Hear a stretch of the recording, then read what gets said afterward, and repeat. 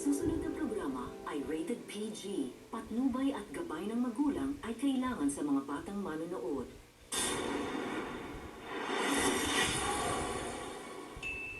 Alam mo ba na may insektong napagkakamalang ibon na sa paglipad at itsura nito? Copy-face yarn? Yan ang hummingbird moth na pinangalan sa hummingbird dahil sa bilis ng pagpagaspas ng pakpak, gaya nung sa ibon.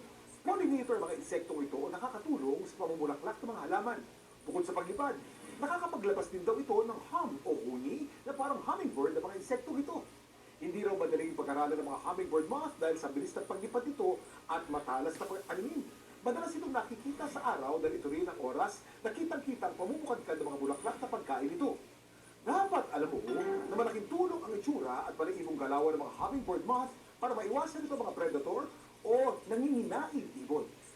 Yan ang dapat alam mo.